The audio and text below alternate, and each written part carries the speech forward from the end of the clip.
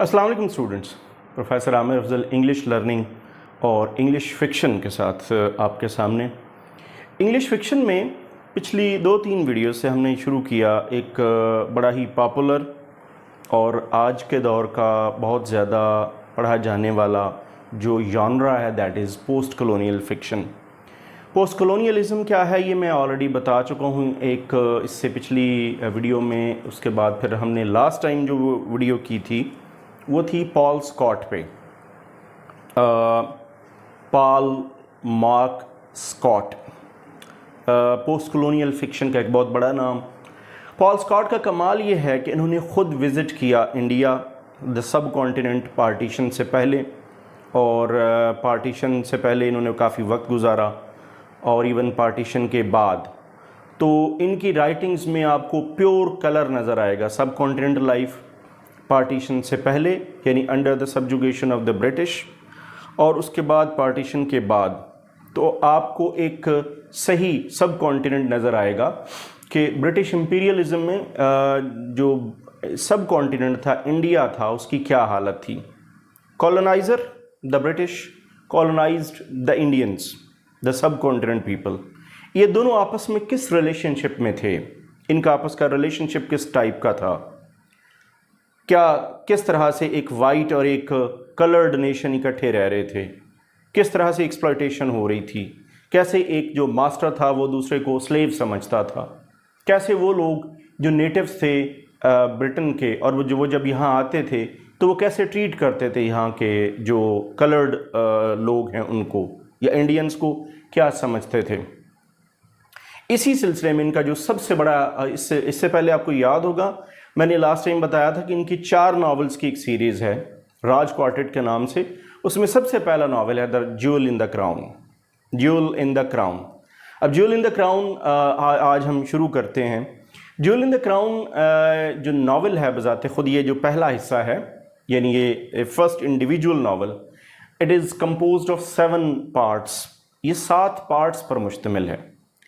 इन 7 parts में जो असल डेवलपमेंट है वो बेसिकली सिर्फ एक सिंगल डेट है जिसे हम कह सकते हैं 9 अगस्त 1942। 9 अगस्त 1942 को एक जो ब्रिटिश लड़की, एक लेडी जो यहाँ आई, डेफनी मैनर्स, उनका रेप हुआ। कहा यह जाता है रिपोर्टेडली कि उनका जो रेप था उनके एक जो यहाँ के लवर थे, सोटू से, जैसा कि बयान किया गया कहानी में, हरी कुमार, उनके ऊपर इल्ज़ाम था। इसके अलावा उस वक्त कुछ राइट्स भी चल रहे थे। तो ये बीबीगर गार्डन्स जगह है मायापुर डिस्ट्रिक्ट में, तो ये वहाँ पर 9 अगस्त 1942 को हुआ। एक ये वाक़या है, असल में तो यही वाक़या है जो बुनियाद बना इस नावल को लिखने के लिए। दूसरा बड़ा वाक़या ये हुआ कि इसी नावल में एक बड़ा इम्पॉर्टेंट कैरेक्टर है जो इनफैक्ट पूरी तमाम 7 पार्ट्स को जोड़ता है, मिस क्रेन। मिस क्रेन के साथ थोड़े से जो राइटर्स थे, जो जुलूस निकाल रहे थे, दंगा फसाद कर रहे थे, जो यहाँ के लोकल लोग थे, उन्होंने कोई अच्छा सलूक नहीं किया उनके साथ। उनके कोलीग्स थे, लोकल थे, उनको कत्ल कर दिया, उनको मार दिया, और ये बहुत बुरी तरह से ज़ख्मी हुई। तो ये 2 वाक़यात साइमल्टेनियसली एक ही डेट को हुए और इन्हीं 2 वाक़यात को बुनियाद बना के इस नावल को लिखा गया। इस पहली वीडियो में, जो कि पार्ट 1 पर मुश्तमिल है, सिर्फ पॉल स्कॉट का the jewel in the crown, ये मैंने डिलिबरेटली पहले पार्ट को सिर्फ पहली वीडियो में सिर्फ पहला पार्ट शामिल किया है, क्योंकि मैं इसमें एक ओवरऑल आपको थोड़ा सा इन्वायरमेंट बता देता हूँ नावल का, क्योंकि अगली स्टोरी जो है वो फिर इसके साथ लिंक होती चली जाएगी। अगर ये पहला पार्ट आपको ठीक आपने समझ लिया, कैरेक्टर्स का आपस का रिलेशनशिप समझ लिया और थीम समझ लिया और ख़ास तौर पे बैकग्राउंड समझ लिया, तो फिर अगले जो पार्ट्स हैं उनको समझना आपके लिए काफ़ी इजी हो जाएगा। पहली बात तो ये मैं बता दूं कि ये जो नावल है ज्यूल इन द क्राउन, ये कोई लॉन्ग नरेशन, एक टिपिकल नावल्स की तरह का नावल नहीं है। यानी एक नरेशन, एक रिवायती प्लॉट हो जैसे ट्रेडिशनल होता है कि पहले एक पार्ट, दूसरा, तीसरा, चौथा, और फिर एक कहानी जैसे कहानी चलती है, पहला इवेंट, दूसरा, तीसरा, चौथा, एक ऑर्गेनिक किस्म का प्लॉट हो। तो ये उस तरह से नहीं है, बल्कि ये मुख्तलिफ इंटरव्यूज़ हैं, कुछ डॉक्यूमेंट्स हैं और कुछ कमेंट्स हैं जो पॉल स्कॉट ने इकट्ठे किए अपने जो यहाँ का विजिट था उसमें, और फिर उन सब को एक सीक्वेंस में लिख दिया और एक नावल की शक्ल दी। उसमें ये डिफरेंट सोर्सेज हैं नरेशन के, इसमें इंटरव्यूज़ उन्होंने किए पॉल स्कॉट ने। रॉबिन वाइट एक यहाँ के कैरेक्टर थे, उनकी कुछ कमेंट्स हैं, उनके कुछ डॉक्यूमेंट्स हैं। मिस मैनर्स जिनके बारे में ये कहा गया कि उनका रेप हुआ, अगरचे ये भी बता दूं कि मिस मैनर्स जो बरतानिया से आई थी यहाँ पे और यंग लेडी ऑफ 20s, अगरचे वो already she was not a virgin, she already lost her virginity while she was there in Britain. ये बात याद रखिएगा। तो मिस मैनर्स का इंटरव्यू है, उसमें कुछ बातें हैं। सिस्टर लुदमिला जो कि यहाँ पर एक नर्स का रोल अदा कर रही थी। ब्रिगेडियर रीड हैं यहाँ के कुछ किरदार। तो ये वो 4-5 लोग हैं जिनके नरेशन, जिनके इंटरव्यूज़, जिनके डॉक्यूमेंट्स, जिनके कमेंट्स आपको, जिनकी बुनियाद पे ये नावल जो है वो बनाया गया। जो सबसे पहला आते हैं कैरेक्टर्स की तरफ, यानी जो पहला पार्ट पूरे का पूरा है वो एक कैरेक्टर के नाम डेडिकेट किया गया, that is miss crane. Miss crane एक ये वही किरदार है जिसके बारे में मैंने बताया कि मिस डेफनी मैनर्स का तो रेप हुआ बीबी घर गार्डन्स में उसी नाइट 8 और 9 अगस्त की दरमियानी रात, जबकि उसी दिन simultaneously at the same time 9 अगस्त को इनके साथ जो है वो काफ़ी ह्यूमिलिएटेड इनके साथ सलूक रखा गया राइटर्स ने। मिस क्रेन हैं कौन? Miss crane was the supervisor of Protestant mission schools थे जो मायापुर डिस्ट्रिक्ट में, ये 3 स्कूल थे। एक चिलियाँ वाला जो बाज़ार था वहाँ पे था, एक मायापुर डिस्ट्रिक्ट में था, और बीबी घर गार्डन्स, दिबरापुर, ये इस तरह 3-4 स्कूल थे कि जिनके इन स्कूल्स के ये इंचार्ज थी और कुछ टीचिंग स्टाफ था इनके अंडर, और ये यहाँ की इंचार्ज कह लें, सुपरवाइज़र कह लें। एट द सेम टाइम ये यहाँ की बहुत बड़ी सोशल फिगर भी थी। इनके यहाँ हर ट्यूसडे को ये बड़ी एक इनके यहाँ एक सोशल गैदरिंग्स भी होती थी, ये ख़ुद भी जाती थी, और इनकी सोशल गैदरिंग्स में जो यहाँ के सिपाही थे, जो ख़ास तौर पे ब्रिटिश थे, वो आते थे, और इंडिया के एलीट क्लास के लोग यहाँ इनके यहाँ गैदरिंग्स में एवरी ट्यूसडे आप कह लें कि तकरीबन 5 से लेकर 7 बजे के दरमियान जो एक पार्टी रखी जाती थी, तो वो लोग यहाँ पर इनके यहाँ आते थे। शी वॉज बॉर्न इन, अब अगर इनकी लाइफ हिस्ट्री के बारे में जो बताया गया, शी वॉज बॉर्न इन 1885। इनके फादर ड्रंकर्ड थे, मदर की डेथ जल्दी हो गई। इनके एक अंकल थे जिन्होंने पूरी ज़िंदगी इनके जो फादर हैं या मदर, उनकी ख़बर नहीं ली। उनकी डेथ के बाद उन्होंने थोड़ा सा कंसोल करने की या बाद में कुछ फंडिंग करने की कोशिश की जो इन्होंने फाइनेंशियली एक्सेप्ट नहीं की, और बड़ी मुश्किल से इन्होंने फ्यूनरल जो एक्सपेंसेस थे वो अदा किए। तो she was penniless at the death of her parents, जब फादर की ख़ास तौर पे डेथ हुई। तो उसके बाद ये लिखा गया कि सिवाय प्रॉस्टिट्यूशन के इन्होंने हर काम किया। पहले एक बच्चे की एक गवर्नेंस के तौर पे इन्होंने काम किया, उसके बाद फिर एक इनकी किस्मत अच्छी, एक मेजर नेस्बिट थे, एक फैमिली थी, उनकी ये गवर्नेंस आप कह लें कि उनकी मेड सर्वेंट के तौर पे इन्होंने तकरीबन 3 साल तक काम किया, और इनकी ये काफ़ी हद तक यहाँ पर इनकी जो लाइफ है वो स्टेबल हुई। अब मिस क्रेन जो थी वो अभी यंग थी।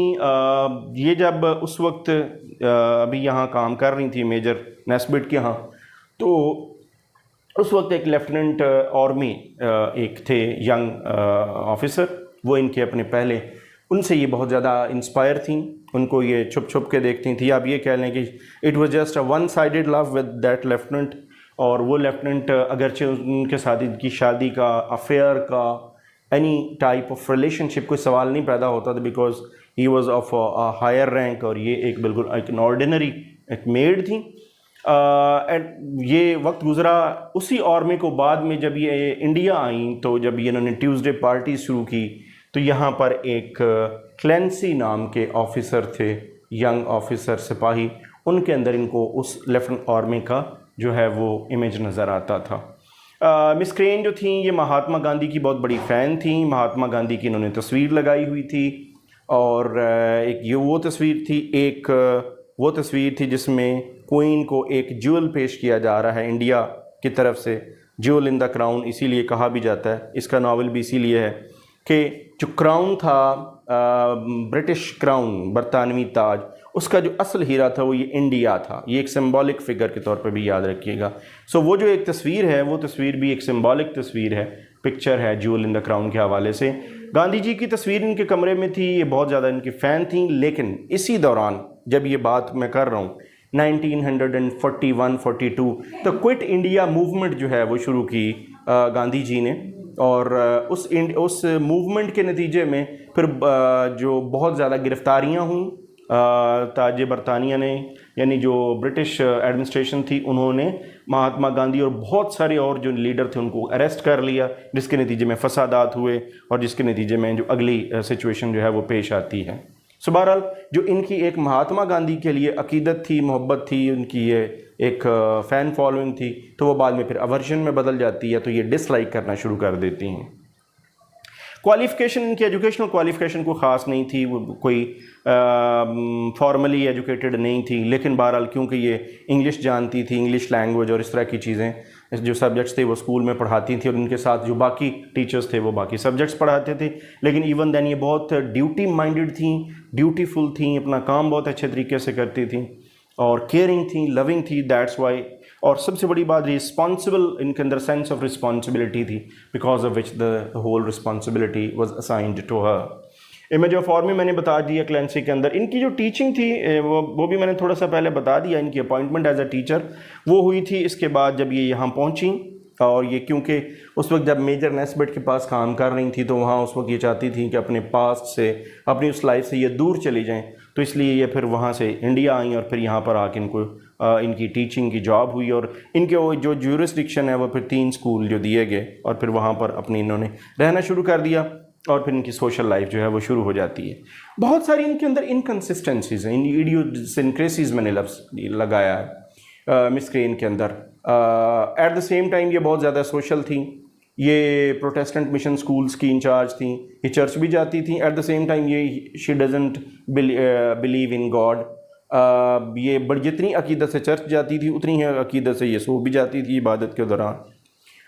किसी एक शख्स को ये बहुत ज़्यादा पसंद करती थी, बाद में उसी शख्स के लिए इनके लिए अंदर बहुत ज़्यादा आप कह लें कि एक डिसलाइक भी पैदा हो जाती थी। If on the one hand ये किसी किरदार की बहुत ज़्यादा तारीफ़ करती थी, तो ऑन द अदर हैंड ये साथ ही उसके अगेंस्ट हो जाती थी। तो बहुत सारी ऐसी इडियोसिंक्रेसीज और आप कह लें कि इनके अंदर इनको आप एनॉमलीज़ इनके कैरेक्टर के अंदर ऐसी वीकनेसेस मौजूद थी। लेडी चैटर्जी एक कैरेक्टर है जो कि नेलो चैटर्जी एक आदमी थे, एक आप कह लें कि बहुत बड़े आप नोटेबल थे इस इलाके के। तो वो लेडी चैटर्जी जो थी वो उनके किरदार के बारे में कुछ थोड़ा सा स्केचिंग की है उन्होंने। ये को बहुत ज़्यादा एक दूसरे के बारे में जानती नहीं थी। मिस क्रेन जो है वो लेडी चैटर्जी के बारे में को बहुत ज़्यादा अच्छी राय नहीं रखती और उनके किरदार को बहुत ज़्यादा इन्होंने हाईलाइट नहीं किया। अगरचे लेडी चैटर्जी के यहाँ इनके आना जाना था, थोड़ी बहुत सलाम दुआ हुई, लेकिन उन्होंने बहुत ज़्यादा उसको हाईलाइट नहीं किया। She had a great love for soldiers, उनको जैसे मैंने बताया अपने यहाँ ट्यूसडे पार्टीज़ में बुलाती थी।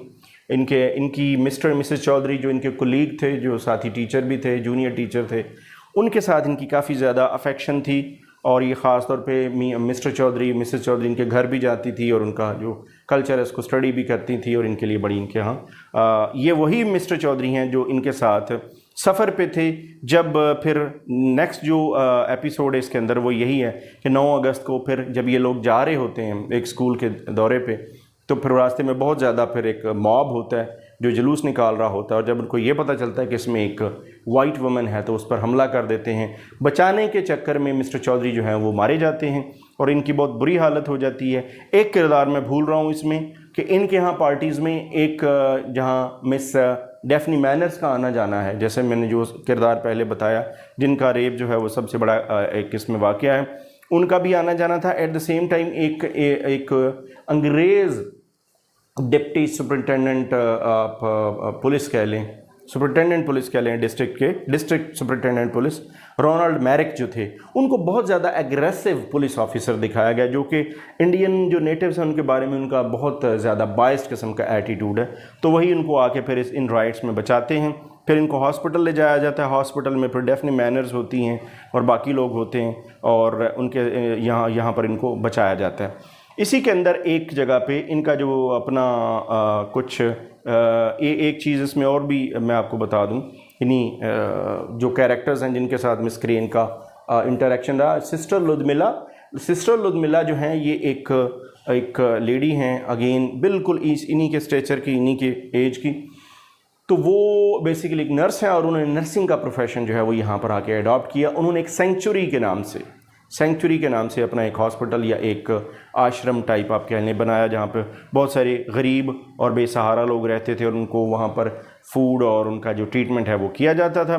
सो 9 अगस्त का वाक़या होता है, राइटर्स मारते हैं मिस क्रेन को, मिस्टर चौधरी जो हैं वो मारे जाते हैं और फिर बड़ी मुश्किल से इनको बचाया जाता है। और ये जब बच जाती हैं तो उसके बाद फिर इनको मिस डेफनी मैनर्स वाला वाक़या जो है वो भी समझ में आता है, या उनको बताया जाता है, रिपोर्ट किया जाता है।